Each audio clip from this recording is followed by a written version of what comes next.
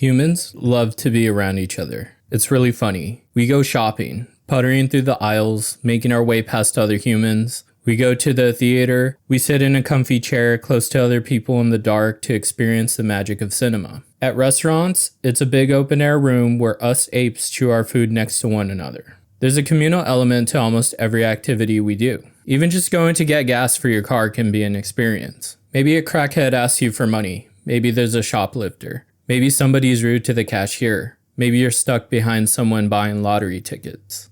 You can argue most things are this way because it's the quickest way to serve a multitude of people, but we don't section off every seat in the theater. We don't go to the restaurant and eat our food in a cell. Things could easily be more isolated if there was a demand for it. For millions of years before we were the human form as we see it today, we were working together in tight-knit tribes. It's important for us to be around other people regardless of whether it's strangers.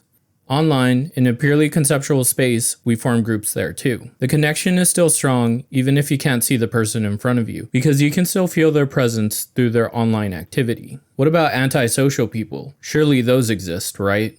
Well, not really. If you were considered the strange kid in class, you seeked out the other strange kids. If your brain thinks so differently that wider society doesn't accept what you have to say, there's networks for that too. Nobody's really antisocial, they're just sick of people not getting them. To the point where it's been discovered that mass shooters have discords where they discuss their plans with one another. And as we've seen from what Twitter has become, people possessing what used to be considered abhorrent points of view have bonded together to encourage the spread of these ideas. Obviously, these groups are terrible, but it just goes to show that even at the most extreme ends of the spectrum, humans seek connection. The social aspect is something any human needs to survive. However, in this day and age, spaces where you can interact with others in person are slowly being eroded away. One thing I always hear from Gen X and Boomers is that the mall used to double as a community hotspot where kids and young adults would gather to socialize. There used to be arcades, drive-in theaters, roller rinks, record stores, and internet cafes. It's not like those things are totally extinct, but the choreography of strangers no longer commence around these places anymore. And you really have to go out of your way to find them. But when you do find them, they're sparsely populated. So you can return to the past, but they forgot to add the most important element: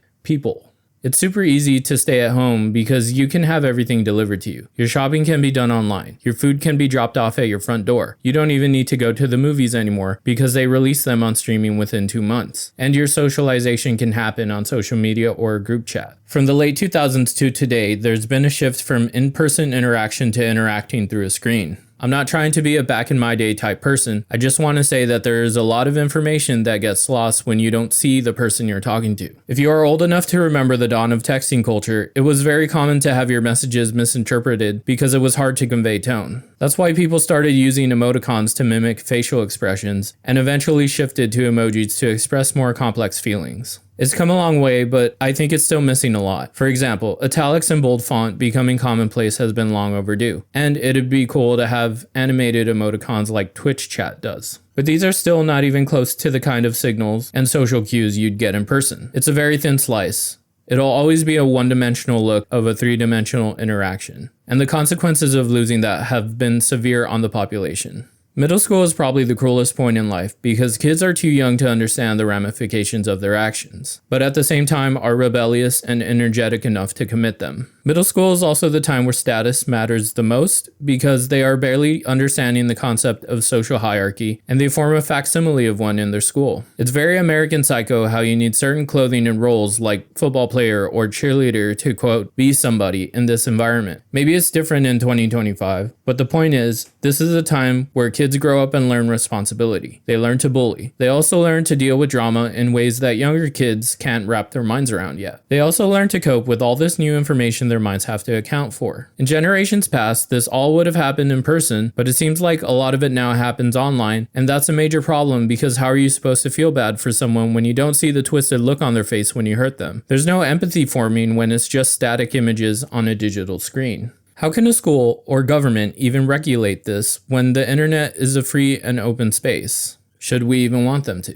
The more convenience we let in, the more community we push out. When everything's at your fingertips, you have to go out of your way to interact with others. You may also have to go out of your way to empathize with them. Sure, that's not true for everybody. For some, it's the opposite. The internet has become a way to empathize with people from all across the world all the time, which carries its own implications that I won't get into in this video. But of course, that's not the story for the majority of people. They're resorting to blocking out the world and regular interactions because it's convenient. And the path of least resistance is where the river flows. It's only getting worse. They are replacing cashiers, vendors, and entry-level jobs with robots and algorithms. Soon you won't be greeted by a store clerk. You'll be greeted by an automated message. You won't make small talk with a person processing the sale. You'll just press buttons. You can argue in some places it's already like that. We are losing our ability to feel these passing human moments, and it's making the wider world colder. I don't know what the solution is. How can we resist the turning tide? I'm dealing with it the only way I can, sharing my ideas, forming a community, and reaching out to others that feel the same. If you are an artist, it's important to keep doing your work because the world at large is trying to eradicate that part of the human experience. Silicon Valley is committing to the hubris of eliminating life's fleeting kindnesses, the consequences of which will be biblical. Whatever comes next, it's crucial that we don't let the robots do the things that are meant for human beings to relate with one another. I do dream of a future where all the shitty jobs are done by thoughtless automatons, so all the creative potential that capitalism currently traps in its machine can be unleashed. But if the government continues to let the financial elite drain the American populace of every penny they have, then maybe the only thing we have to look forward to is thought control, slavery, propaganda, and don't forget, advertisements.